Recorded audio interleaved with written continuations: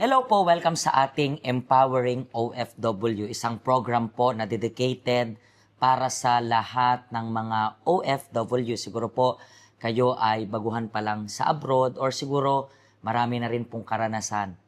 I believe po na kung marami na kayong karanasan, siguro makaka-relate kayo sa stories ng mga OFW na nasa abroad. At kung kayo man po ay bago pa lang, at least meron po kayong preparation sa isip ninyo na ano yung dapat ninyong gawin if ever dumaan kayo sa napagdaanan na rin nila.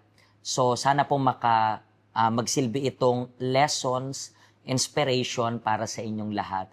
And then kung matulungan ka man po, please pakishare na lang po ng link para sa lahat.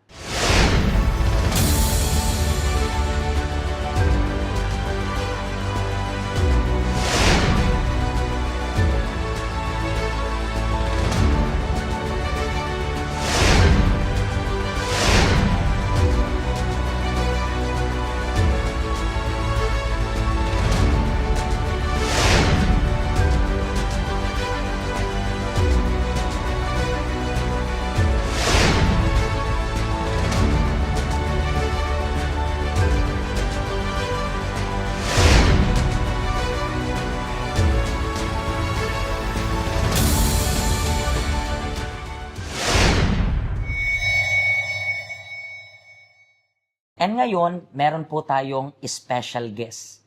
Kasama ko po ngayon ano pong pangalan ninyo? Lisel po, Pastor. Lizel, gaano ka nakatagal na nag-work abroad? 7 years po, Pastor. 7 years and dito lang rin sa Hong Kong. Opo, dito lang po sa Hong Kong. Pero taga saan ka talaga sa Philippines? Sa Paranaque po. Paranaque. And bakit ka nag-decide na mag-work sa abroad? Kasi po gusto ko lang po, Pastor, makatakas sa partner ko. Gawa po ng hindi ko na kaya yung panliliit niya sa akin. Lagi niya akong sinasabi, hindi masasakit. Kaya naghahanap po ako ng paraan na makalayo sa kanya. When you say na sinasabihan ka ng masasakit, like what? Kasi po, Pastor, hindi niya matanggap ang buhay ko na hindi siya una na nakakuha sa akin. Na-abuse po kasi ako ng sarili kong kapatid. At yun yung dahilan kaya nagsama kami ng 7 years na, 17 years na hindi niya ako kayang pakasalan gawa ng hindi daw po ako malinis na nakuha niya. Kaya hindi ako dapat iharap sa altar. Kaya dahil sa mga masasakit po niya na salita, nag-cause po yun sa akin ng depression at sa emptiness po sa loob ko na hinahanap po kung saan ba ako dapat pwedeng pumunta na makawala para hindi ko na marinig yung mga pandalait niya sa akin. Pero may anak kayo? Meron po, Pastor. Ilan yung anak Tatlo niyo? po. Tatlo? Opo. And talagang Pero nag-work ba siya dun sa Philippines? Opo, Pastor. Maganda po trabaho niya. Kaya niya ibigay sa akin financial. Kaya niya ibigay niya sa akin. Pero yung kasal na gusto ko, hindi niya po kaya. Pero paano ba kayo nagkakilala? Nagkakilala po kami kasi sales lady po kasi ako. Tapos kunyari, nagbibili-bili sa akin ng ganito load. Tapos yung pala, kinuha na niya number ko. Tapos nanliligaw na. Tapos naging kayo and then Opo.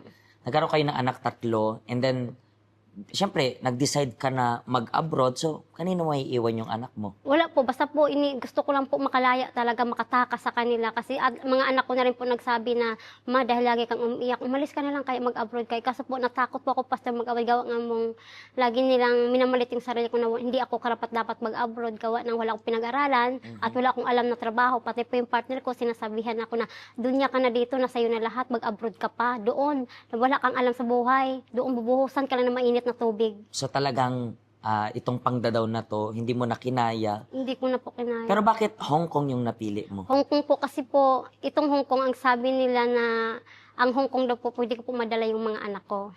Tapos mas malaki po ang sahod ang Hong Kong, kaya po dito ko po yung gustong... Tapos wala pong... Hindi ko po talaga binalagpas. Basta may tumulong lang sa akin isang babae na gusto mo talaga mag-Hong Kong, tutulungan ka namin mag-process.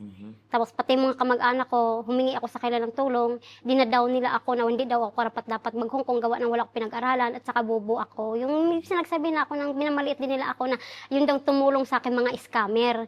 Kaya sa kanila daw dapat ako maniwala kasi sila na yung matagal sa abroad, dapat maniwala sila sa akin, wag doon sa pinag-applyan ko lang na wala akong alam. And alam natin na yung kaalaman mo na pwedeng madala yung anak mo dito sa Hong Kong, di naman totoo rin yan, di ba? So, para lang po sa mga hindi nakakaalam, siguro po, nandito kayo, iniisip ninyo, nako, dadaling ko rin yung family ko. I think Canada, di ba? Canada, pwede mong madala yung family mo. May mga guest po kasi ako dito. So, Canada pwedeng madala, pero dito sa Hong Kong, hindi mo naman pwedeng madala yung family members nyo.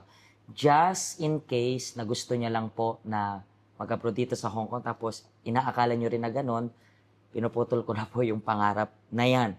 Kasi nga yung program na to is informative para na rin po sa inyo. And then, pagdating mo dito sa Hong Kong, kamusta naman yung Di ba? lahat? Lalo po akong nag-suffer, Pastor, gawa nung sa amo ko na laging hindi kami magkaunawaan kasi hindi ko nga po maintindihan sa English. Mahina po ako sa English. Kaya ang ginagawa po niya pag nagmamarket siya, sabi ko, paano ba to, Lord? Na wala akong alam. Ang ginagawa po ng amo ko, kahit lagi siyang nagagalit sa akin, pinapadalhan ako ng picture, ng notebook ng mga gulay.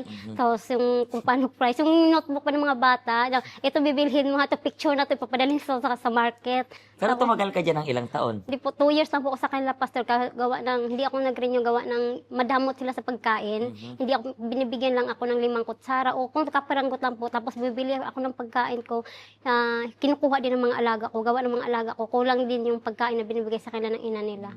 So, even though na parang nahihirapan ka that time sa language, tinis ka rin ng una mong amo, di ba? Opo, kasi teacher po siya. Tinuruan din po nila ako ng Chinese at saka English. Sila din po nagturo.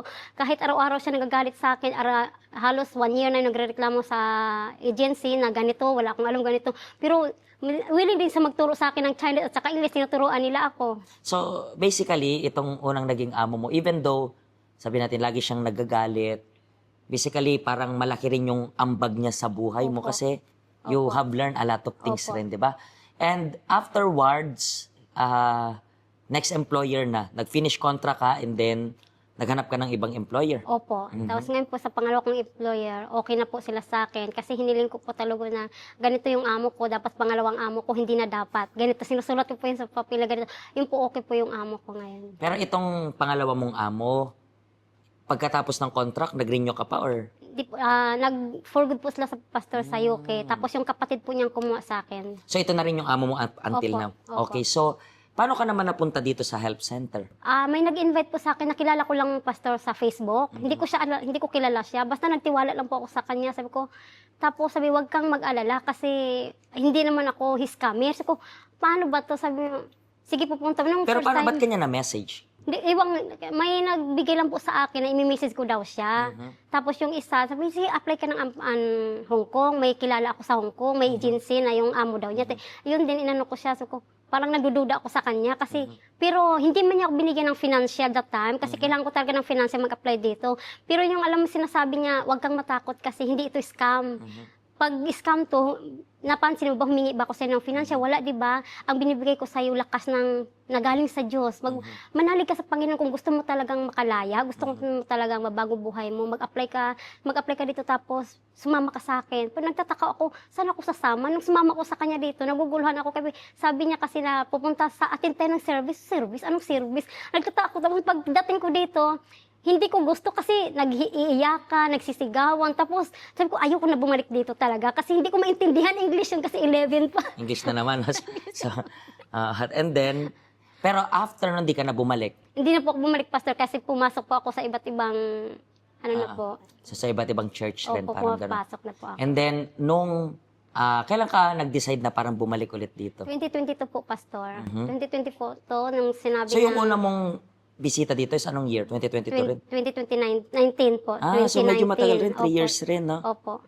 And bakit ka nag-decide na bumalik ulit? Kasi po nung that time po na sinabi ng man of God na kung gusto mo talagang maging tunay na anak ng Diyos, isuko mo lahat 100%, hindi 99. Kaya that time po, sinuko ko, Lord, ano ba yung gusto mo na ano? Sinuko ko po lahat yun, tapos pati yung gusto ng Diyos na dapat kong isuko. So, this time, after mong isuko yung lahat, kamusta yung Lisel ngayon? Okay na po, linisin na po, hindi na po palaaway, na-held na po sa lahat, wala na po, hindi na po yung palaaway na ina na laging nagagalit sa kanila, yung kinukontrol ko yung mga anak ko. Yun po. Anong difference right now na, alam mo yun, this time, bilang isang OFW na kinakapitan yung Diyos, ano yung difference between before and then after? Dati po, Pastor, nung wala pa akong Diyos, walang direction. Ngayon po na nasa presensya po ng Diyos, nagkaroon po ako ng tamang direction, gabay na galing sa Diyos. At yun rin po yung gusto namin na mangyari para sa inyo. Ang gusto namin mangyari is magkaroon rin po kayo ng lakas and then tunay na kakapitan. Dito sa Hong Kong, pwede kang maraming kapitan. I can say open and close quote na kakapitan, pero hindi mo alam kung mapapabuti ka ba doon. Pwede kang kumuha ng saya sa mga makikilala mo dito na maybe kababayan natin. Pwede kang magsaya, uminom ng alak. Pero when we talk about malakas ka ba talaga?